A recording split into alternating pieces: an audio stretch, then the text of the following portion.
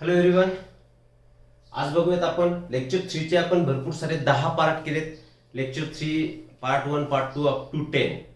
Lecture 4 मध्ये आता आपण सेपरेटली याला न्यूक्लियस हा मेन कंट्रोलिंग ऑर्गन आहे सेलचा म्हणून त्याला लेक्चर 4 हेडिंग खाली आपण त्याला आता कन्सिडर करू आणि त्याच्या डिटेल इन्फॉर्मेशन्स न्यूक्लियस त्याच्यामध्ये न्यूक्लियोप्लाझम, न्यूक्लियोलस, क्रोमॅटिन मटेरियल, वेगवेगळ्या टाईपचे क्रोमोझोम्स. आता ट्राय करूत आपण की हा व्हिडिओ लेंदी कसा होणार नाही ते, राईट?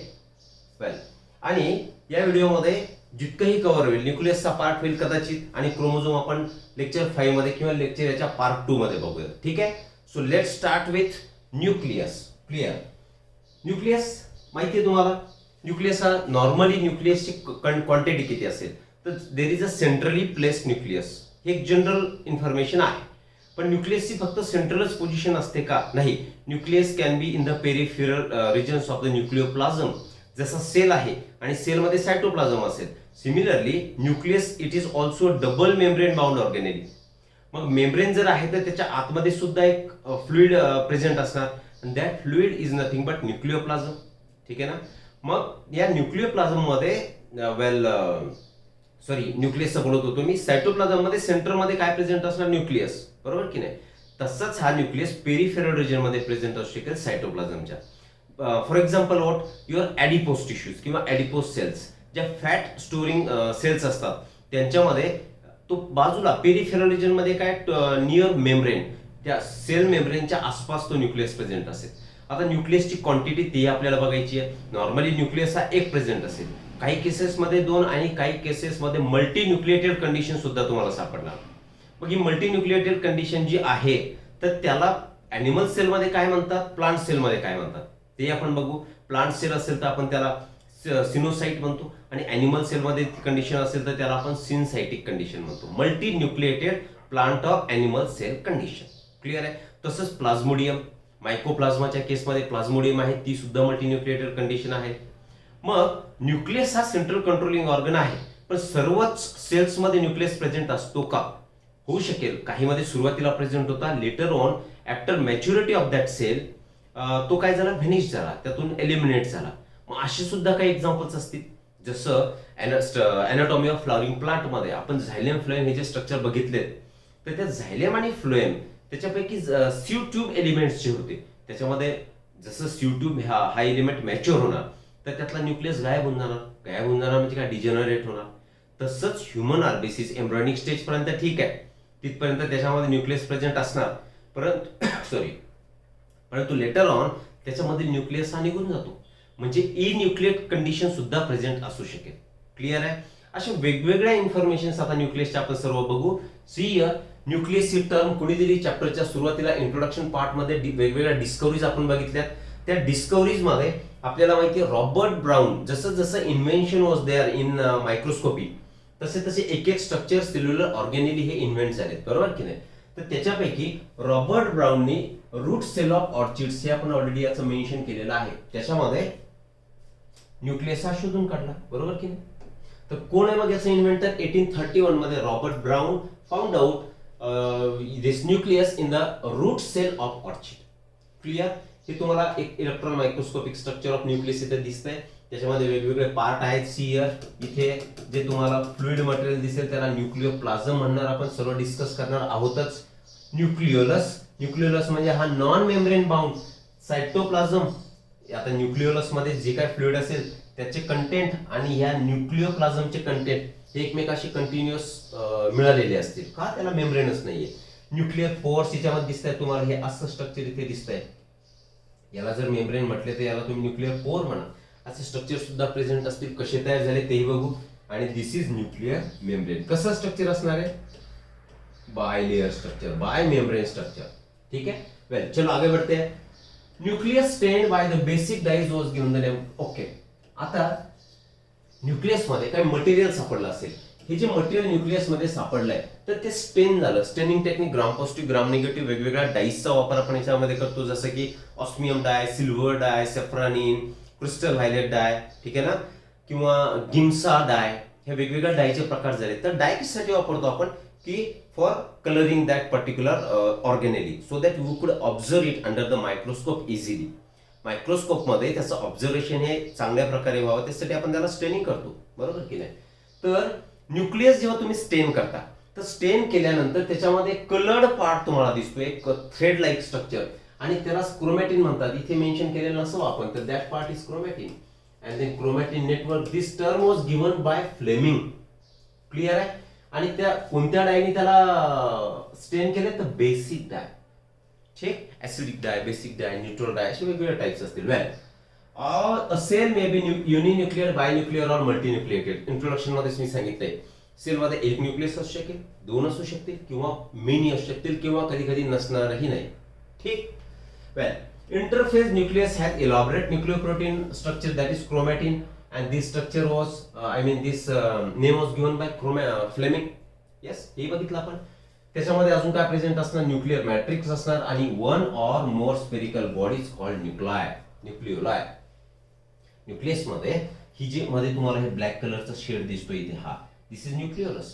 एक असतील, दोन असतील, इव्हन न्यूक्लियसची संख्या सुद्धा, जसं की हॅप्लॉइड सेल असेल त्याच्यामध्ये एक न्यूक्लियोलस तुम्हाला मिळणार, डिप्लॉइड सेल असेल त्याच्यामध्ये 1 ते 4 इतके न्यूक्लियोलस दिसतील, आणि काही सेल्समध्ये 1000 पेक्षा जास्त न्यूक्लियोलस सुद्धा तुम्हाला दिसू शकतात. कारण दिस पार्ट, ज्या सेल्स प्रोटीन सिंथेसिस मध्ये इन्व्हॉल्व असतात त्या सेल्समध्ये न्यूक्लियोलसचं काम जास्त असणार आहे. Y? Because this is the site for active RNA synthesis. Clear आहे. या गोष्टी आपण मला वाटतं 1-2-3 लेक्चर्सच्या अगोदर याला डिस्कस केलेलं होतं, राईट. चलो आगे बढ़ते. फिर हे स्ट्रक्चर बघा न्यूक्लियसचा, एक जनरल स्ट्रक्चर इथे दाखवायचं म्हणून दाखवलंय आपण. काय दिसतंय तुम्हाला, दिस इज न्यूक्लियस. हा जो पार्ट दिसतोय, हा न्यूक्लियस कसा असतं, गोल पार्ट आहे, स्पेरिकल पार्ट आहे, पण आपण त्याला डिसेक्ट केलाय सो दॅट आतले स्ट्रक्चर आपल्याला दिसायला हवेत, बरोबर की नाही. तर आतल्या स्ट्रक्चर मध्ये तुम्हाला इथे काय दिसतंय, ही जी बॉडी तुम्हाला दिसते इथे, मी याला ब्लॅक बाउंड्री देतो, याला बाउंड्री नसते, याला मेम्ब्रेन नसतो, परंतु मी हे दिसण्यासाठी म्हणून करतोय. तर that part is nothing but your nucleolus. आता हा जो न्यूक्लियोलस आहे, हे जर न्यूक्लियसचं तुम्ही कॅव्हिटी लक्षात घेतली तर त्याच्यापैकी किती व्हॉल्यूम ऑक्युपाय केलं ते बघा. Around 35% of nucleoplasm volume is occupied by nucleolus. ठीक आहे ना. वेल, नंतर हे व्हाईट कलर मध्ये तुम्हाला जे दिसतंय, व्हाईट आणि पिंक कलर मध्ये, दिस मेम्ब्रेन 1, मेम्ब्रेन 2. तर हे काय झालं, bye membrane structure. Nuclear envelope त्याला म्हणतो, कॅरिओथिका सुद्धा म्हणू शकतो आपण, किंवा कॅरिओलेमा सुद्धा म्हणू शकतो त्याला, न्यूक्लियोलेमा. ठीक आहे ना. तर 2 मेम्ब्रेन इथे प्रेझेंट दिसत आहेत तुम्हाला. वेल, आता याच्यावरती ग्रीन कलरचे डॉटेड स्ट्रक्चर मी त्याला परत, वेल इथे हे ग्रीन कलरचे मी आता ब्लॅक करतोय. हे जे ग्रॅन्युलर स्ट्रक्चर दिसतात ते स्ट्रक्चर्स म्हणजे नथिंग बट युअर रायबोझोम्स झालेला आहे. रायबोझोम ज्यावेळी बघितलं आपण, एंडोप्लाझमिक रेटिक्युलमही बघितलं, त्यावेळी ह्या गोष्टी डिस्कस केलेल्या आहेत. सिमिलरली हा जो याला न्यूक्लियर मेम्ब्रेन पासून बाहेर निघणारा पार्ट दिसतोय तुम्हाला, ठीक आहे ना. तर हा पार्ट कुठला आहे, एंडोप्लाझमिक रेटिक्युलम. त्याच्या बॉडीवरती सुद्धा तुम्हाला असे हे ब्लॅक करतोय आता मी, हे दीज आर नथिंग बट काय, रायबोझोम्स आहेत. क्लिअर आहे गोष्ट. याचा दुसरा मीनिंग हा झाला की outer membrane of nucleus, outer nuclear membrane continuous with endoplasmic reticulum which bears some granular bodies and these granular bodies are ribosomes. म्हणजे these granular bodies, ribosomes are present on the surface of nucleus किंवा त्याच्या outer मेम्ब्रेनला म्हणू आपण, and ribosome दोन्ही ठिकाणी present असतील. Clear. हे झाले तुमचे रायबोझोम. आता हे जे पिंक आणि हे असे दोन मी मुद्दाम थोडेसे मोठे काढले. न्यूक्लियर मेम्ब्रेन कन्सिडर करा, हा आउटर मेम्ब्रेन, हा इनर मेम्ब्रेन. याच्यामध्ये स्पेस दिसते, त्या स्पेसला तुम्ही म्हणायचे पेरी न्यूक्लियर स्पेस. डायग्राम परत एक वेळा आपण बघणार आहे. न्यूक्लियस हा इम्पॉर्टंट टॉपिक आहे, लक्षात घ्यायचा आहे. ठीक, बोथ झुलॉजी आणि बॉटनी दोन्हीमध्ये तुम्हाला हेल्प करेल. न्यूक्लियर मेम्ब्रेन झाले, त्या दोन्ही न्यूक्लियर मेम्ब्रेन मिळून जे स्ट्रक्चर तयार झालं त्यांनी त्याला कव्हर केलं, म्हणून आपण त्याला काय म्हणू, न्यूक्लियर एन्व्हलप. एन्व्हलपचं काम काय असतं, कव्हर करणे. एखादं लेटर असेल आपण एन्व्हलप मध्ये टाकतो, तर दॅट एन्व्हलप म्हणजेच काय, मेम्ब्रेन झाला त्याचा. मग हे दोन जे बायलेअर मेम्ब्रेन, आउटर आणि इनर मेम्ब्रेन दिसत आहेत, तर त्याला तुम्ही न्यूक्लियर एन्व्हलप सुद्धा म्हणू शकता. क्लिअर. आता हे कंटिन्युअस तर हा मेम्ब्रेन नाहीये, मध्ये मध्ये त्याला असे पोर्स प्रेझेंट दिसतात. त्या पोर्सला तुम्ही म्हणायचे न्यूक्लियर पोर्स. त्यांचं सुद्धा काहीतरी फंक्शन असेल, ट्रान्सपोर्टिंगचं फंक्शन असेल, कारण याच्या बाहेर जो दिसतोय तुम्हाला सगळा, तर याच्या बाहेर कुठला पार्ट असतो, सायटोप्लाझम. मग या सायटोप्लाझम आणि न्यूक्लियोप्लाझम याच्यामध्ये जो तुम्हाला लिक्विड दिसेल त्याला म्हणा तुम्ही न्यूक्लियोप्लाझम. यांच्यामध्ये देवाणघेवाण करण्याचं काम हे न्यूक्लियर पोर्स असेल, म्हणजे असतंच. प्रोटीन्स आणि आरएनएस यांचं ट्रान्सफर सायटोप्लाझम टू न्यूक्लियोप्लाझम आणि न्यूक्लियोप्लाझम टू सायटोप्लाझम हे करने काम न्यूक्लियर पोर्स असणार. आता ठीक है, चलो सिर्फ पार्ट देख लेंगे हम.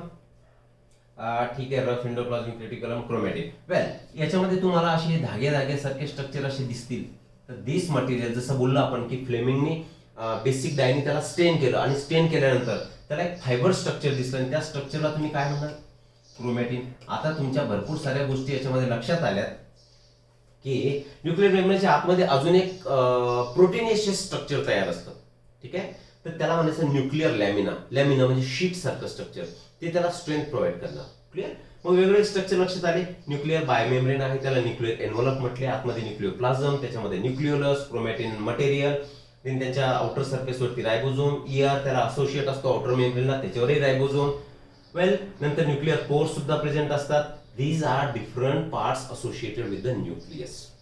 ठीक, चलो आगे बढ़ते हैं फिर. ओके, न्यूक्लियर मेम्ब्रेन बघू आपण. सांगितलंय आता त्याचे डायमेन्शन्स बघू. डायमेन्शन मध्ये थिकनेस किती असणार किंवा पेरिन्यूक्लियर स्पेस आहे त्याची थिकनेस किंवा त्याच्यामधली डायमीटर त्याची किती असणार.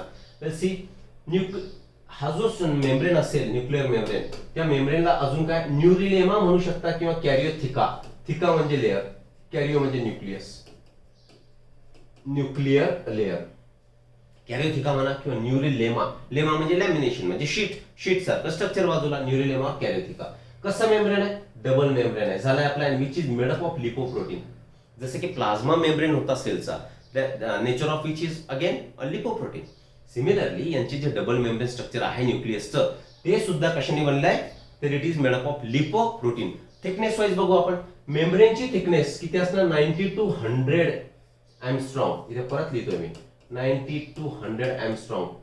वेल, इतकी थिकनेस असतात. आणि जी पेरिन्यूक्लियर स्पेस असेल, म्हणजे हा आउटर मेम्ब्रेन, हा इनर मेम्ब्रेन, याच्यामधली स्पेस म्हणजे पेरिन्यूक्लियर स्पेस, त्याची जी थिकनेस असणार तर ती किती असणार, 100 एंगस्ट्रॉम टू 300 एंगस्ट्रॉम इतकी असणार. ह्या जनरल इन्फॉर्मेशन. थिकनेस तर तुम्हाला कोणी विचारणार नाही, तरी सुद्धा एक इन्फॉर्मेशन असावी, कारण मेम्ब्रेन थिकनेस म्हणजे त्यांच्यामध्ये भरपूर सारी स्पेस प्रेझेंट आहे आणि त्या स्पेसचा सुद्धा काहीतरी उपयोग असेल.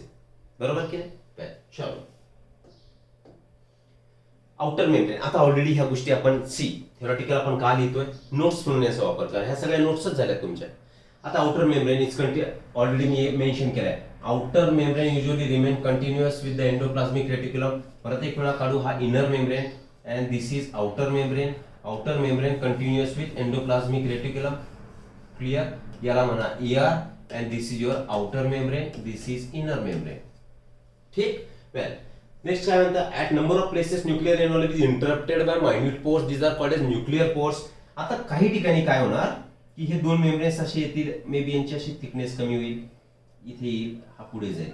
तर इथे जे तुम्हाला पोर दिसणार, कारण स्पेरिकल जर तुम्ही न्यूक्लियस बघितला तर आता 3 डायमेन्शनल मी काढत नाही येते, याच्यावरती तुम्हाला असे पोर्स दिसतात. म्हणजेच काय, असा रिजन की दोन मेम्ब्रेन आहेत, हे दोन मेम्ब्रेन आणि त्यांना इंटरप्ट झाला हा रिजन, तर या रिजनला तुम्ही म्हणायचंय न्यूक्लियर पोर. ठीक. न्यूक्लियर पोर म्हणजे काय, त्या दोन मेम्ब्रेनचं interrupted part. Well, these nuclear pores are the passage through which the movement of RNA and proteins takes place. माहिती आपल्याला, हे हा न्यूक्लियर मेम्ब्रेन झाला, हे बाहेर काय दिसतंय तुम्हाला, बाहेर सायटोप्लाझम आहे. आणि तसंही सुरुवातीला इंट्रोडक्शन मध्ये आपण बोललो की यांचं काम काय असणार, की आतमध्ये काय लिहितोय आता मी इथे, न्यूक्लियोप्लाझम. ठीक. मग न्यूक्लियोप्लाझम मधील मटेरियल हे सायटोप्लाझम मध्ये आणणे आणि सायटोप्लाझम मधील मटेरियल न्यूक्लियोप्लाझम मध्ये आणणे. पर्टिक्युलरली कुणाचं ट्रान्सपोर्ट करणार, तर RNA and proteins will be transported through these nuclear pores across this nuclear envelope to and fro from nucleoplasm cytoplasm. न्यूक्लियोप्लाझम मध्ये RNA प्रोटीन हे बाहेर आणतील किंवा बाहेरच्या आतमध्ये आणतील, डिपेंडिंग ऑन द रिक्वायरमेंट. कारण नॉर्मली प्रोटीन तर आतमध्ये तयार होतीलच होती, बरोबर की नाही. वेल, ठीक. चलो, nuclear pore is guarded by octagonal discoid structure. हे न्यूक्लियर पोर आहे. ऑक्टॅगोनल स्ट्रक्चर कसं काढू आपण, 1 2 3 4 1 2 3 4 5 6 7 असं एक ऑक्टॅगोनल स्ट्रक्चर असेल. चला मी इथे असं काढतो. तर this octagonal structure guards nuclear pore from inside.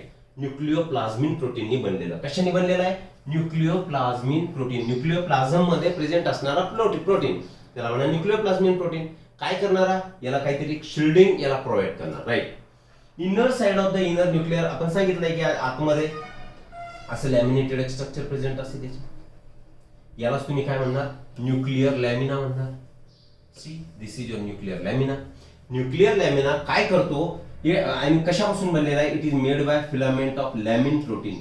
Lamina आहे, लॅमिना म्हणजे शीट तयार करणारा प्रोटीन म्हणजे लॅमिन प्रोटीन. तर आतमध्ये असं एक लॅमिन म्हणजे असं शीट सारखं स्ट्रक्चर इनर मेम्ब्रेनच्या आतमध्ये तयार करणार, which is made up of which is called as nuclear lamina and made from protein lamin. ठीक, चल परत एक वेळा आपण अल्ट्रा स्ट्रक्चर यांचं बघू. ठीक आहे, ultra structure of interphase nucleus. Interphase nucleus म्हणजे काय, इंटरफेज न्यूक्लियस कशाला म्हणतो आपण, सेल डिव्हिजन तुम्ही शिकलेले आहात, नसताल तरी शॉर्ट मध्ये बघू आपण. ही सेल डिव्हिजनचे दोन पार्ट, एक असेल याच्यामध्ये कॅरिओकायनेसिस आणि second part will be your cytokinesis. Karyokinesis means division of nucleus and cytokinesis means division of your cell. ठीक आहे ना, सायटोप्लाझमचं डिव्हिजन. तर कॅरिओकायनेसिस मध्ये स्टेजेस असतील. एक स्टेज काय असणार, इंटरफेज, यालाच रेस्टिंग फेज सुद्धा म्हणायचं. ठीक आहे ना, इंटरफेज ऑर रेस्टिंग फेज. आणि सेकंड असणार याच्यामध्ये कॅरिओकायनेसिस मध्ये त्याचे 4 फेजेस. इंटरफेज नंतर काय येणार, त्यांचा मायटोटिक फेज येईल आणि याच्यामध्ये मग प्रोफेज, मेटाफेज, अनाफेज, टेलोफेज. जाऊ द्या, तुम्ही लोअर स्टँडर्ड मध्ये शिकलेले आहात. तर ऍक्च्युअल जे डिव्हिजन होणार क्रोमोझोमचं हे कुठे होणार, हे मायटोटिक फेज मध्ये. त्यांचं पेअरिंग होणार, म्हणजे त्यांचं काय म्हणू आपण त्याला, सिनॅप्स फॉर्मेशन, क्रॉसिंग ओव्हर, काय जे असणार की मायटोसिस असेल किंवा मिओसिस असेल, तर या फेज मध्ये होणार. तर हा जो इंटरफेज असतो, तर प्रिव्हियस टू प्रोफेज, मेटाफेज, अनाफेज आणि टेलोफेज हे मायटोसिसचे फेज झालेत, बरोबर की नाही. तर याच्यामध्ये काय होईल की इंटरफेज न्यूक्लियस जो असतो की विच इज त्याच्यामधलं जे मटेरियल असतं दॅट इज नॉन डिव्हायडिंग. आणि इंटरफेज मध्ये तुम्हाला क्रोमोझोम हा सापडत नाही, बट थ्रेडच्या स्वरूपात क्रोमॅटिन मटेरियल सापडणार. जसं की सांगितलं, फ्लेमिंगने त्याला काय केलं होतं, स्टेन केलं होतं बेसिक डायनी. तर त्या थ्रेड लाईक स्ट्रक्चर हे तुम्ही बघू शकता, पूर्ण थ्रेड याच्यामध्ये दिसत आहे. तर दिस थ्रेड्स आर कुठे लिहिले इथे, let me see, chromatin. See याला काय म्हटले, क्रोमॅटिन म्हटले. हे पूर्ण थ्रेड जे दिसत आहेत, कारण आता जेव्हा तुम्ही अंडर मायक्रोस्कोप याला बघणार, तर इंटरफेसच्या वेळी जेव्हा सेल डिव्हिजन होत नाही, सेल डिवाइड होत नाही, पण ही प्रिपरेशन त्याची होते, प्रिपरेटरी फेज सुद्धा आपण त्याला म्हणू शकतो, त्यावेळी क्रोमोझोम या थ्रेडच्या स्वरूपात तुम्हाला मिळतात. आणि हे जे थ्रेड आहेत त्याच थ्रेडला तुम्ही म्हणणार क्रोमॅटिन नेटवर्क किंवा क्रोमॅटिन नेट. ठीक आहे, आता याच्यामध्ये नाव दिलंय हे सुद्धा आपल्याला बघायचं. यू क्रोमॅटिन आहे, हेट्रोक्रोमॅटिन आहे. यू चा अर्थ आपण बोललेलो आहोत, यू म्हणजे ट्रू क्रोमॅटिन म्हणजेच काय, which is genetically active, transcriptionally active असा जो एक स्ट्रेनिंग, ज्याचं लाईट स्ट्रेनिंग होणार असा रिजन असतो यू क्रोमॅटिन. आणि हेट्रोक्रोमॅटिन इथे दिसतोय तुम्हाला, विच स्टेन्स डार्क. इथे बघा, इथे डार्क दिसतंय, लाईक घेऊ द्या मला, इथे डार्क कलर दिसतोय. या डार्क कलरला काय दाखवलं, या थ्रेडच्या हेट्रोक्रोमॅटिन मधले. आणि यू क्रोमॅटिनचा रिजन हा कसा दाखवलाय, जिथे डार्कनेस कमी आहे, म्हणजे इथे डार्कनेस कमी दिसतं, हा यू क्रोमॅटिन. हा कसा आहे, जेनेटिकली ऍक्टिव्ह आहे, हा इनऍक्टिव्ह असणार. बघू त्याला, यू क्रोमॅटिन, हेट्रोक्रोमॅटिन दोन्ही काय झाले, क्रोमॅटिनच झाले, फक्त त्याचे स्ट्रेनिंग नुसार त्याला आपण 2 टाईप मध्ये बोललो, राईट. आता वरती दिसतोय, याच्यापासून तुम्हाला बाहेर काय पडणार, एंडोप्लाझ्मिक रेटिक्युलम बाहेर पडणार, म्हणून इथे लिहिलं एंडोप्लाझ्मिक रेटिक्युलम. त्याच्यावरती या बॉडीज दिसत आहेत तुम्हाला, या दिस बॉडीज, त्या म्हणजे रायबोझोमच्या बॉडीज. नंतर आतमध्ये जे ब्लॅक कलरचं मी त्याला ओव्हरराईट करतोय, दॅट स्ट्रक्चर इज न्यूक्लियोलस. ठीक, आणि इथे हे डॉटेड स्ट्रक्चर मध्ये मध्ये दिसत आहे, दॅट इज न्यूक्लियोप्लाझम, मागेही बोललो आपण. नंतर क्रोमोसेंटर, कशाला म्हणताय तुम्ही क्रोमोसेंटर, या क्रोमोझोमच्या मध्ये तुम्हाला हा बल्जिंग पार्ट दिसतोय, that part is termed as chromocentre. Just नाव लक्षात घ्या, ठीक आहे ना. आणि इथे दिस वन, हा ओव्हल शेप स्ट्रक्चर जे दिसतंय, तर त्याला म्हणायचे तुम्ही कॅरिओझोम, त्याला फॉल्स न्यूक्लियोलस सुद्धा म्हणतात. ऍक्च्युली मेन न्यूक्लियस हा झाला न्यूक्लियोलस, आणि त्याच्या सारखाच एक छोटासा पार्ट तुम्हाला दिसतोय, त्याला म्हणायचं कॅरिओझोम वर फॉल्स न्यूक्लियोलस. इथे पोर्स दिसतात, काही आपण सांगितलं की 2 मेम्ब्रेनच्या मध्ये इंटरप्शन्स असतात. These interruptions are nothing but your nuclear pore, transporting साठी त्याचा उपयोग होणार. हा झाला आउटर मेम्ब्रेन, हा इनर मेम्ब्रेन, आणि याच्यामधली स्पेस म्हणजे perinuclear space. So this is how your nucleus looks. आणि त्याच्यामधले असणारे कंपोजिशन, जसं की आपण त्याला डिस्कस केलेलं आहे. इंटरफेज न्यूक्लियस समजला तुम्हाला, हा इंटरफेज मध्ये तुम्हाला असा न्यूक्लियस सापडणार. कारण ही जेव्हा कंडेन्स होणार मेटाफेज मध्ये, study of chromosome is done at metaphase. का? कारण ही जे क्रोमॅटिन फायबर आहेत ते कंडेन्स होणार.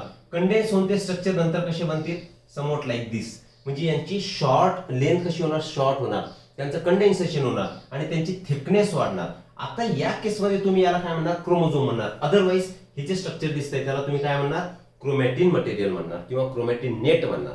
ठीक, आगे बढ़ते.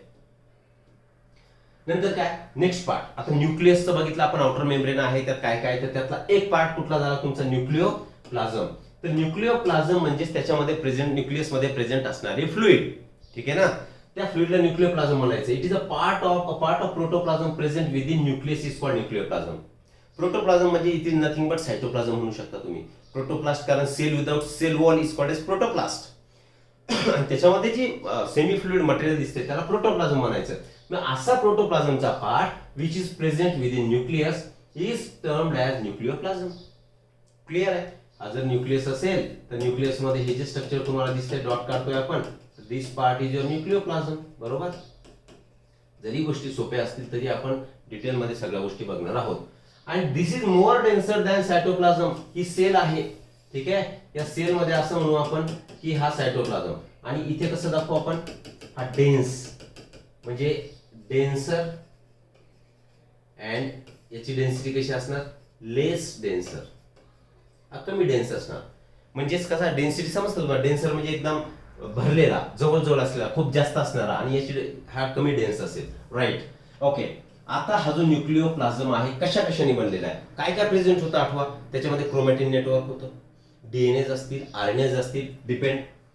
न्यूक्लिक ऍसिड्स म्हणजेच nothing but your DNA, RNA हे प्रेझेंट असतील कशामध्ये, न्यूक्लिओप्लाझम मध्ये. मागची डायग्राम आठवा तुम्ही. त्याच्यामध्ये हिस्टोन प्रोटीन्स असणार, कारण हिस्टोन प्रोटीनची गरज कुठे भासते तुम्हाला, for packaging of DNA. Histone protein कशासाठी लागतात, पॅकेजिंग ऑफ डीएनए.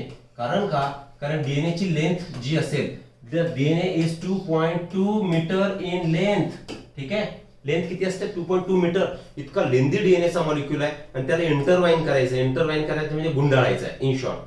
ठीक आहे, तर त्याला गुंडाळण्यासाठी कुठले तरी प्रोटीन्स लागतील. ते प्रोटीन म्हणजे histone proteins. Obviously it has to be present in nucleoplasm. म्हणजे nucleic acid, DNA, RNA present आहेत, हिस्टोन प्रोटीन्स आहेत. Even non histone protein at higher level, complex nature जर असेल या पॅकेजिंगचं, तिथे नॉन हिस्टोन प्रोटीन कॉम्प्लेक्सेस सुद्धा तुम्हाला लागतील. राईट. नंतर काय, enzymes, DNA and RNA polymerase. का, कारण न्यूक्लियस मध्ये कुठली प्रोसेस होती माहिती तुम्हाला, प्रोटीन सिंथेसिसची एक प्रोसेस. कुठली, युअर ट्रान्सक्रिप्शन प्रोसेस ही तुमच्या न्यूक्लियस मध्ये होणार. तर न्यूक्लियस मध्ये होईल तर त्या ट्रान्सक्रिप्शन होण्यासाठी एन्झाइम सुद्धा लागतील. तर these enzymes are DNA and RNA polymerases. ठीक. Okay. And then lipids are present additionally, some minerals are also present. कारण आपण सांगितलंय त्याच्यामध्ये जसं की रायबोझोम बाइंड करायचे होते. ठीक आहे, तर रायबोझोम तर आत न्यूक्लियोलस मध्ये तयार होतात, प्रोटीन आतमध्ये तयार होतात. जर रायबोझोमचे 2 युनिट बाइंड करायचे तर आपण सांगितलं होतं की Mg2+ आयन्स आर रिक्वायर्ड. मग हे यालाच काय म्हणणार तुम्ही, मिनरल. मग असे मिनरल्स सुद्धा न्यूक्लिओप्लाझम मध्ये काय असतात, प्रेझेंट असणार. So this is the constitution of nucleoplasm. That means how it is made. हे कसं तयार झालं, ते इतक्या पार्टने तयार झालं आणि त्यांचे उपयोग सुद्धा आपण इथे बघितले. क्लिअर आहे. चलो आगे बढ़ते हैं. वेल, आता सिनोसाइट. सुरुवातीला चॅप्टरच्या इंट्रोडक्शनच्या वेळी सिनोसाइट आपण बोललो होतो. ही सेल, या सेलमध्ये प्रेझेंट असणारा हा न्यूक्लियस, सेंट्रली लोकेटेड न्यूक्लियस असतो. ही कंडिशन कशी झाली, युनिन्यूक्लियर कंडिशन झाली. बरोबर. परत एक सेल काढू, त्याच्यामध्ये परत एक न्यूक्लियस दाखवू. चला, हा एक न्यूक्लियस, हा एक न्यूक्लियस. येस, जसं डायकॅरियन स्टेज आपण बघितली होती, आठवत तुम्हाला, बायोलॉजिकल क्लासिफिकेशन मध्ये. जसं ॲस्कोमायसिटिस आणि बॅसिडिओमायसिटिस, त्यांच्यामध्ये डायकॅरियन स्टेज म्हणजे कॅरियन म्हणजे न्यूक्लियस, 2 न्यूक्लियस. तर ही कंडिशन कुठली झाली, बायन्यूक्लियर कंडिशन झाली. आणि जर ही सेल आपण काढली आणि याच्यामध्ये भरपूर सारे जर आपण न्यूक्लियस दाखवलेत, 1 2 3 4, जसं मल्टीन्यूक्लिएटेड कंडिशन माहिती आहे तुम्हाला, एंडोस्पर्म ऑफ कोकोनट, त्याच्यामध्ये thousands of nuclei are present. Nucleus भरपूर सारे प्रेझेंट असतात. ठीक आहे. जसं free endosperm, nuclear endosperm type बघितलेले आहेत आपण, राईट. तर दिस कंडिशन इज एकापेक्षा जास्त, दोनपेक्षा जास्त जर न्यूक्लियस प्रेझेंट असतील तर दॅट कंडिशन इज मल्टीन्यूक्लिएटेड. हीच जर कंडिशन इन प्लांट असेल, तर इन प्लांट जर असेल तर that is called as coenocytic condition और that cell is coenocyte. Fungus मध्ये सुद्धा आपण सिनोसायटिक हायफी बोललो होतो. हायफी म्हणजे that forms mycelium, body of fungus. तर thread like structure in fungus is mycelium, sorry hyphae. आणि त्या हायफी मध्ये सुद्धा सिनोसायटिक कंडिशन होती, म्हणजे मल्टी न्यूक्लिएटेड कंडिशन होती. मग जर प्लांट मध्ये मल्टी न्यूक्लिएटेड कंडिशन असेल तर that will be called as your coenocyte. आणि हीच कंडिशन इफ इन ॲनिमल, जर ॲनिमल सेल मध्ये असेल तर that condition is called as your syncyte. काय म्हणतात त्याला? सिनसाइट म्हणायचं. उदाहरण काय सांगता येईल सिनसाइटचं तुम्हाला? सिनसाइटचं एक्झाम्पल आउटर ट्रोफोएक्टोडर्म, त्यालाच म्हणतो आपण सिनसाइटिओ ट्रोफोब्लास्ट. लिहून टाकू आपण सिनसाइटिओ ट्रोफोब्लास्ट. ठीक, मग समजलं तुम्हाला काय बोललो आपण? मल्टी न्यूक्लिएटेड कंडिशन असेल आणि ती जर ॲनिमल सेल मध्ये असेल तर that cell is termed as syncytic cell. आणि ती जर ॲनिमल मध्ये असेल तर that cell is coenocytic cell. Clear? Okay. Well, example सिनोसायटिकचं बघितलं आपण. सिनोसायटिक कशाला म्हणायचं? सिनसाइट आणि mycoplasma. Okay. Plasmodium in mycoplasma, ती सुद्धा मल्टीन्यूक्लिएटेड कंडिशन असेल. प्लाझ्मोडियम म्हणजेच काय? एक असेल सपोज अशी बॉडी तयार झाली फेवरेबल कंडिशन मध्ये, कारण अनफेवरेबल कंडिशन असतील तर ते प्लाझ्मोडियम ब्रेक होणार, त्यातले स्पोर्स बाहेर पडणार. तर यांच्यामध्ये सुद्धा कशी असणार? मायकोप्लाझ्माच्या प्लाझ्मोडियम मध्ये मल्टीन्यूक्लिएटेड कंडिशन असणार. याला लिहू आपण इथे प्लाझ्मोडियम. क्लिअर आहे? Right. Well, multinucleated condition is observed as the karyokinesis is not followed by cytokinesis. मग आता ही कंडिशन काय येते? मॉर्फॉलॉजी बघा. मॉर्फॉलॉजी ऑफ फ्लॉवरिंग प्लांट मध्ये आपण जे एंडोस्पर्मचे टाईप बघितले होते, free nuclear endosperm, cellular endosperm. Normally काय प्रोसेस असते? अगोदर काय होणार? सेल डिव्हिजनच्या वेळी कॅरिओकायनेसिस होणार. ठीक, कॅरिओकायनेसिस म्हणजेच काय? Division of nucleus. न्यूक्लियसचे याच्यामध्ये डिव्हिजन होणार. ओके, असं समजू ही सेल, आणि या सेलमध्ये हा न्यूक्लियस होता एक, तर न्यूक्लियस हा झाला डिव्हाइड. ठीक आहे. आणि आता सायटोप्लाझम हा डिसेट झाला नाही. सायटोकायनेसिस जर झाला नाही, म्हणजे सायटोप्लाझम जर डिवाइड झाला नाही, तर एकाच सायटोप्लाझम मध्ये, या सायटोप्लाझम मध्ये आता किती? 2 न्यूक्लियस आर देअर, म्हणजे 2 न्यूक्लियस प्रेझेंट असतील. मग त्यालाच तुम्ही मल्टीन्यूक्लिएटेड कंडिशन म्हणणार की नाही? म्हणजेच कॅरिओकायनेसिस तर होणार, पण which is not followed by cytokinesis. Karyokinesis होणार, नॉट फॉलोड बाय सायटोकायनेसिस. म्हणजे सेलचं डिव्हिजन झालंच नाही आणि भरपूर सारे न्यूक्लियस आतमध्ये डिवाइड होऊन गेले. मग काय होणार? मल्टीन्यूक्लिएटेड कंडिशन ऑब्झर्व होणार. See here, multinucleated condition, coenocyte, syncyte. Right. If the nucleus degenerates, ते सांगितलं आपण की स्यूट्यूब सेल आणि आरबीसीज ऑफ मॅमल्स और एनिमल्स, ह्या दोन एक्झाम्पल. Mature sieve tube and RBCs of animal, these are devoid of nucleus. Maturity नंतर त्यांच्यामध्ये न्यूक्लियस नसतो, and that condition is called as enucleate. Enucleate म्हणजे no nucleus. Nucleus is absent mature cell मध्ये. Example लक्षात ठेवायचे. स्यूट्यूब, element of your xylem and mature RBCs of animals. Clear? आता याच्यामध्ये RBCs मध्ये न्यूक्लियस प्रेझेंट असेलही, पण कॅमल हे मॅमलचं एक्झाम्पल झालं. कॅमल. ठीक आहे. ठीक, आगे बढ़ते हैं. न्यूक्लियर मॅट्रिक्स और the nuclear plasm contain nucleolus and chromatin. Already झालंय आपलं ते. पुढे न्यूक्लियोलस. सेकंड, आता आपण बघितला न्यूक्लियर प्लाझम. आता न्यूक्लियर प्लाझम मध्ये प्रेझेंट असणारा न्यूक्लियोलस. न्यूक्लियोलस स्ट्रक्चर कसं असणार? Suppose this is your nucleus. हा न्यूक्लियस मध्ये काय असेल? तर दिस इज न्यूक्लियोप्लाझम.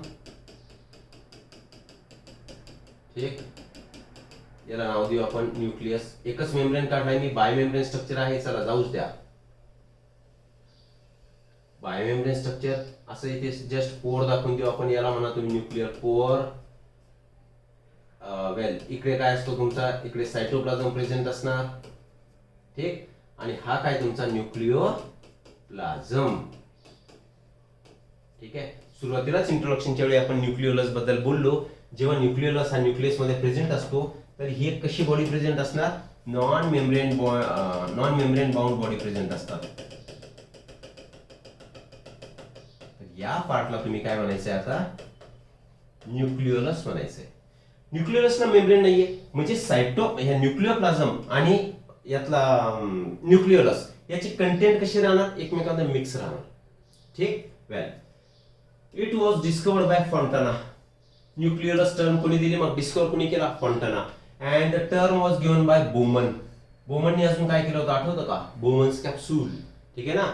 मग हे बोमननी नाव दिलंय आणि शोधून कोणी काढलंय, फॉन्टानाने शोधून काढलंय. It is the largest part of the nucleus. सांगितलंय आपण की दिस न्यूक्लियोलस, कुठे लिहिलंय मी, nucleolus occupy around 35% of total volume of nucleoplasm. न्यूक्लियोप्लाझमचा 35% जवळपास हे व्हॉल्यूम हा ऑक्युपाय करून टाकतो. Nucleoli are spherical structure present in the spherical आहे, काढलंय आपण स्पेरिकल, असं गोल स्ट्रक्चर तुम्हाला प्रेझेंट दिसतंय. वेल, नॉन मेम्ब्रेनस, मेम्ब्रेन नाहीच आहे. कंपोज्ड ऑफ, आता कशाने, न्यूक्लियर कशाने बनलेला आहे, तर प्रोटीन्स, कॅल्शियम आयन्स, RNA या 3 पार्टने तुमचा काय बनलेला आहे, nucleolus. Because this nucleolus it is active site of RNA synthesis. RNA सिंथेसिसचा ऍक्टिव्ह साइट कोणता असणार, तर न्यूक्लियोलस असणार. हा प्रश्न नीट मध्ये विचारलेला आहे. वेल, काय काय असतं मग प्रेझेंट त्याच्यामध्ये, प्रोटीन्स आहेत, कॅल्शियम आयन्स आहेत आणि RNA प्रेझेंट, कारण तो तयार होतो नाही का. बट काय ऍब्सेंट आहे, DNA remains absent in nucleolus. हा महत्त्वाचा मुद्दा लक्षात ठेवायचा आहे. अदरवाइज तुम्हाला वाटेल न्यूक्लिक ऍसिड त्याच्यामध्ये प्रेझेंट असतात, पण न्यूक्लिक ऍसिड मध्ये दोन्ही येतात, RNA सुद्धा आहे आणि DNA सुद्धा आहे. परंतु न्यूक्लियोलस मध्ये कॅल्शियम आयन्स प्रेझेंट असतील, तुमचा RNA प्रेझेंट असेल आणि प्रोटीन्स हे प्रेझेंट असतील. ठीक. But DNA will be absent. Clear. चलो, स्टोर्स काय करतोय आता, तयार जर होईल तर तिथे स्टोर सुद्धा होणार ना. आता बोललो आपण ऍक्टिव्ह RNA सिंथेसिसची साइट आहे, मग it stores RNA and synthesises both sub unit of रायबोसोम.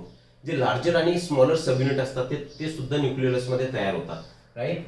DNA which synthesizes RNA is called as rDNA of nucleolus.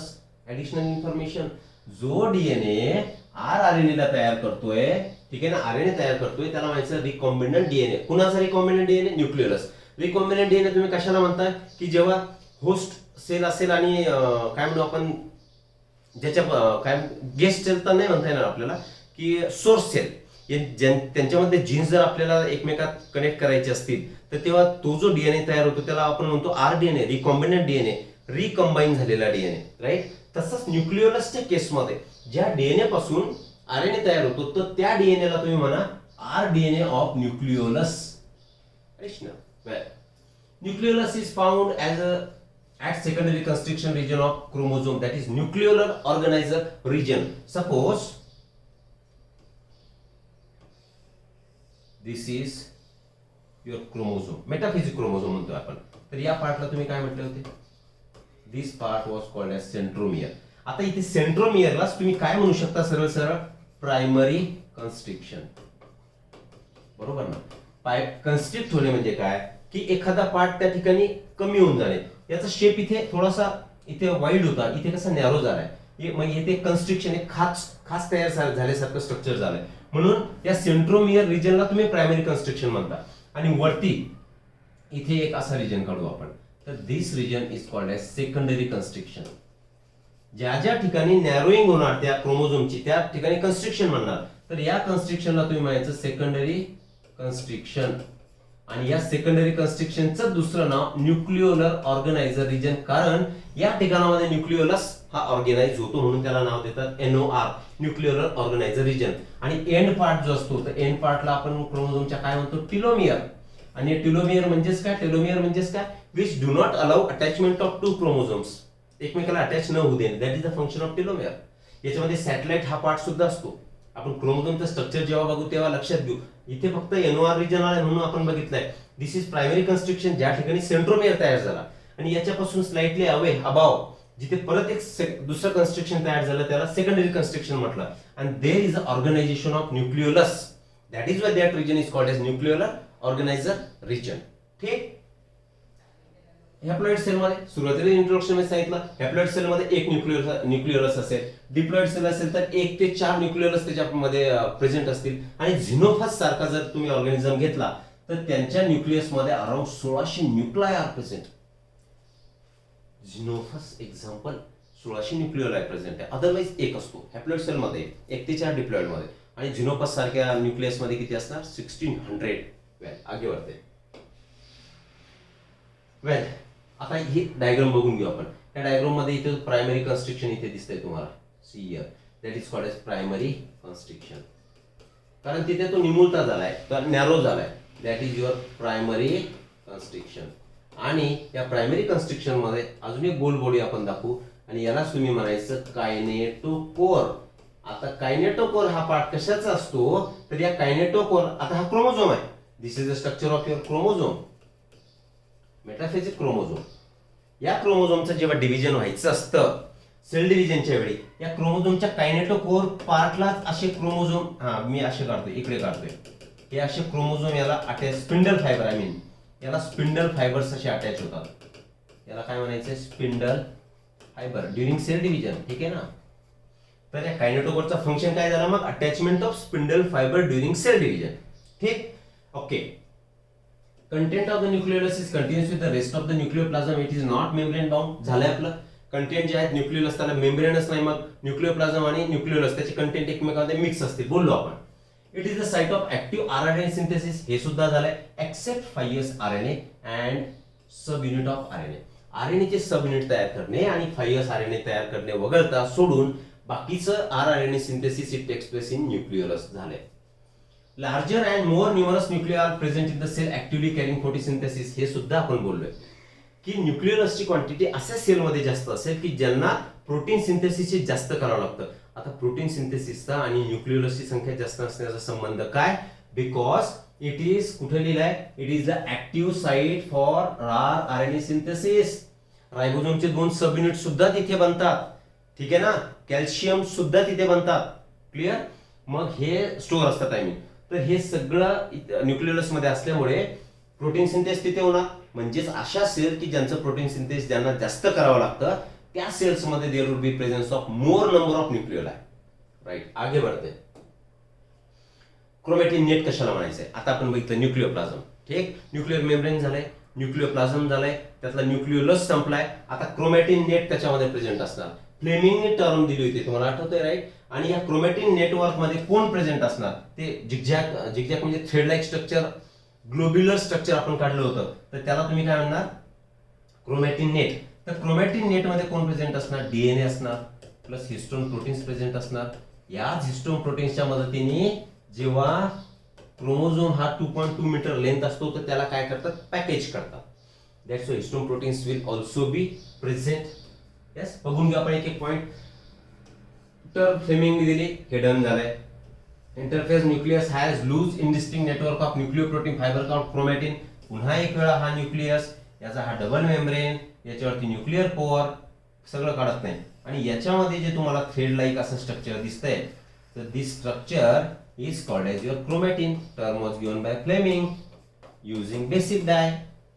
Okay, काय काय प्रेझेंट त्याच्यामध्ये, डीएनए आहे, हिस्टोन प्रोटीन सुद्धा आहेत. See here, it is mainly formed of DNA and histone protein complexes. म्हणजे हे जे chromatin material तुम्हाला दिसतंय ते it is made up of this two, लक्षात घ्यायचंय. Well, it contains genetic information and condense to form chromosome. Obvious, जेव्हा cell division व्हायची असेल, जेव्हा मायटोसिस मिओसिस व्हायचं असेल, तर त्यावेळी आता हा तर इनडिस्टिंक्ट आहे, स्पष्ट दिसत नाही. जेव्हा सेल डिवाइड होत नसते, इंटरफेज मध्ये जर न्यूक्लियस बघितला त्याच्यामध्ये पूर्ण तुम्हाला जाळं दिसणार, नेटवर्क दिसणार, आणि दॅट नेटवर्क इज क्रोमॅटिन. म्हणजे याचं कंडेन्सेशन व्हायला लागणार, याची थिकनेस वाढायला लागणार, आणि याचंच कन्व्हर्जन कशामध्ये होणार, तर it will be converted into chromosome. कशामध्ये कन्वर्ट होणार, क्रोमोझोम मध्ये कन्वर्ट होणार. ठीक आहे, म्हणजे chromosome is nothing but chromatin net in earlier phases of its development. Interphase मध्ये क्रोमॅटिन म्हणतोय आपण, आणि मेटाफेज मध्ये त्याला क्रोमोझोम म्हणतोय. नेचर बदलेल का, नाही, कारण या क्रोमोझोम मध्ये सुद्धा डीएनए हिस्टोन प्रोटीन्स प्रेझेंट आहेत, क्रोमॅटिन मध्ये सुद्धा डीएनए आणि हिस्टोन प्रोटीन्स प्रेझेंट असतात. Clear. Okay. During different stages of cell division, cell show structural chromosomes in place of nucleus. जसे सेल डिव्हिजनच्या स्टेजेस राहतील, तर एक वेळ असेल की त्याच्यामध्ये न्यूक्लियस तुम्हाला स्ट्रक्चर दिसणार नाही, पण हे कंडेन्स झालेले क्रोमोझोमचे स्ट्रक्चर त्याच्यामध्ये दिसतील. Right. Chemically chromatin consist of DNA, RNA, histone proteins. झालंय आपलं. आता जे हिस्टोन प्रोटीन्स याच्यामध्ये प्रेझेंट असतात त्यांचं नेचर कसं असतं, बेसिक. प्रोटीन कशापासून बनलेले आहेत, अमिनो ऍसिड्स. मग अमिनो ऍसिड कोणत्या अमिनो ऍसिडने तुमचे हे हिस्टोन प्रोटीन तयार होतात तर lysine and arginine. See here basic proteins rich in arginine and lysine. Important आहे, मी त्याला बॉक्स करतोय, हायलाइट करतोय. म्हणजेच जेव्हा काय म्हणू आपण हे क्रोमॅटिन पॅकेजिंग होणार किंवा त्याच्यामध्ये जे हिस्टोन प्रोटीनच्या मदतीने त्यांचं पॅकेजिंग होईल त्या क्रोमॅटिन फायबर्सचं, त्यावेळी त्याला कुणाची गरज असतात? Basic proteins. कोणते basic proteins? Arginine and lysine. इतकं लक्षात ठेवायचं आहे. ओके. आणि ते सांगितलं आपण हायर लेवलला जर याचं ऑर्गनायझेशन व्हायचं असेल तर नॉन हिस्टोन कॉम्प्लेक्सेस सुद्धा तुम्हाला प्रेझेंट असायला लागतील. Okay. Well, chromatin net has two types of chromatins. त्या in ultra structure of interface nucleus जेव्हा आपण बघितलं होतं त्यावेळी हे सांगितलं होतं की तिथे कोण प्रेझेंट आहे? Euchromatin. यू म्हणजे true chromatin which stains light and which is genetically active, which is transcriptionally active. See here which is lightly stained and transcriptionally or genetically more active असा जो क्रोमॅटिनचा रिजन असेल that region is called as chromatin, euchromatin. Heterochromatin काय होणार? It stains dark, it is darkly stained and genetically or काय म्हणू आपण त्याला? Well, transcriptionally, genetically or transcriptionally it is less active or inactive chromatin. असे दोन part त्या chromatin वरती प्रेझेंट आहेत. मग जो पार्ट इनएक्टिव्ह असेल त्याला हेटेरोक्रोमॅटिन म्हणा आणि जो ऍक्टिव्ह असेल त्याला युक्रोमॅटिन. यू म्हणजे ट्रू, राईट? कारण ऍक्टिव्ह म्हणजेच काय? डीएनए, क्रोमोझोम ते डीएनए, त्याच्यामध्ये जीन्स प्रेझेंट असतील. ठीक. ओके. अजून या हेटेरोक्रोमॅटिनचे दोन टाइप्स होतील. सी, हेटेरोक्रोमॅटिनचा पहिला कॉन्स्टिट्यूटिव्ह हेटेरोक्रोमॅटिन आणि फॅकल्टेटिव्ह हेटेरोक्रोमॅटिन. मिनिंग काय होतो? Constitutive heterochromatin these are present in all cells. See here occurs in all cells. सगळ्या सेलमध्ये तुम्हाला हा कॉन्स्टिट्यूटिव्ह हेटेरोक्रोमॅटिन सापडणार. म्हणजे असा genetically inactive part of that chromatin material that will found in every cell, all cells. ठीक आहे. In all stages, sale डिव्हिजनच्या जे स्टेजेस असतील त्या सगळ्या स्टेजेस मध्ये, सगळ्या सेल मध्ये तुम्हाला हा पार्ट दिसणार, हेटेरोक्रोमॅटिन. कोणता हेटेरोक्रोमॅटिन? कॉन्स्टिट्यूटिव्ह हेटेरोक्रोमॅटिन. वेल, एक्झाम्पल घेऊ आपण सेंट्रोमेरिक रिजन. आता सेंट्रोमेरिक रिजन म्हणजे काय? दिस वन, हा सेंट्रोमियर आहे. मग या रिजन मध्ये तुम्हाला हा हेटेरोक्रोमॅटिन इनएक्टिव्ह पार्ट. कारण सेंट्रोमेरियरचं फंक्शन काय?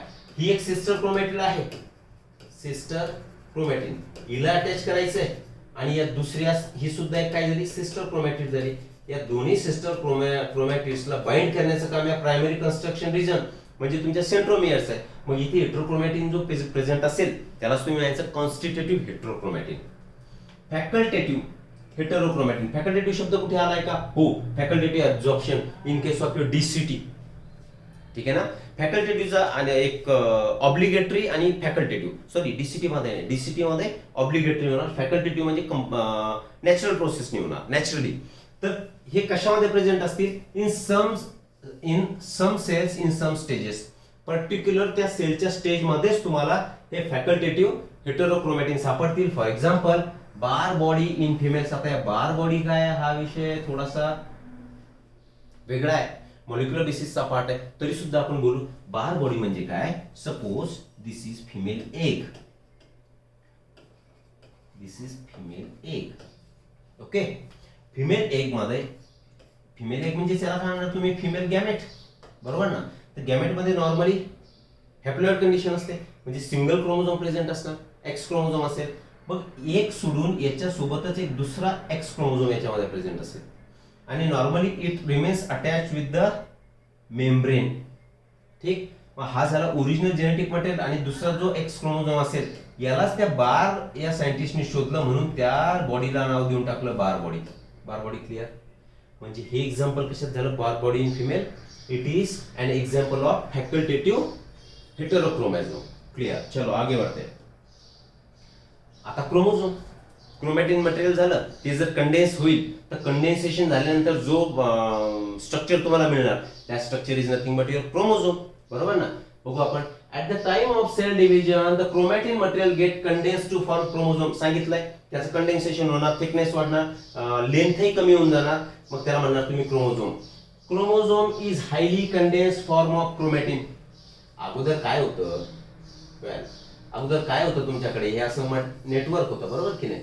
आता हे कंडेन्स झालं आणि कंडेन्स झालेला फॉर्म म्हणजे तुमचा क्रोमोझोम झाला. म्हणजे क्रोमॅटिनला क्रोमोझोम म्हणू शकता की नाही तुम्ही? हो, फक्त during different stages of cell division. मग काही वेगळं आहे. Highly condense form not visible during interface stage. Chromosome तुम्हाला दिसत नाही. इंटरफेस स्टेज आपण ही सांगितली, दिस इज इंटरफेस न्यूक्लियस, त्याच्यामध्ये फक्त फायबर दिसतात. ही स्टेज तुम्हाला केव्हा दिसणार? क्रोमोझोमची फेज ही तुम्हाला मेटाफेज मध्ये दिसणार. का?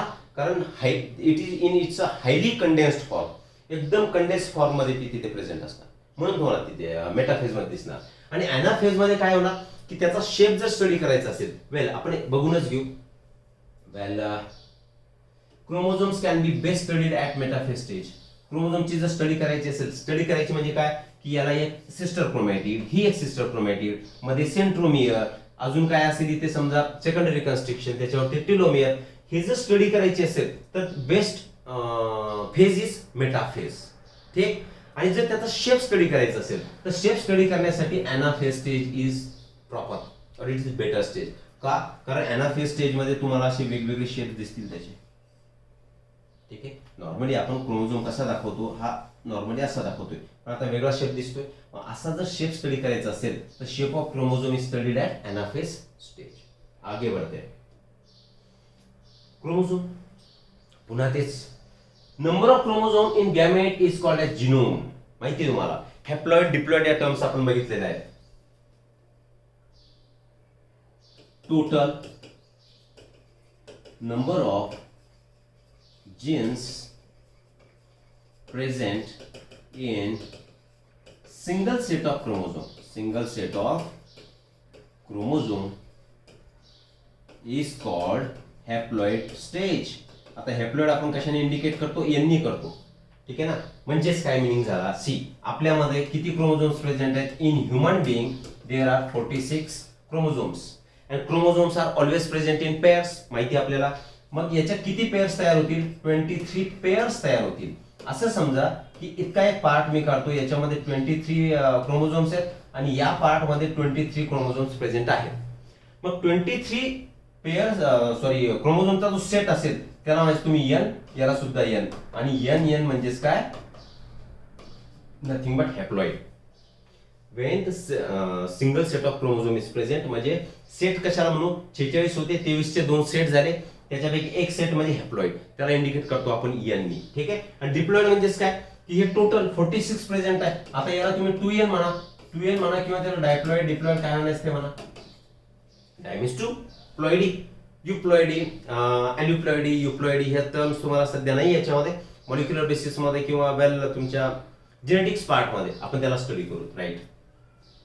वेल, आणि याच्या हा जो कंप्लीट सेट जो प्रेझेंट आहे, that complete set is nothing but your genome. Total number of genes in a single set of chromosome is termed as genome. Haploid set म्हणतो आपण त्याला.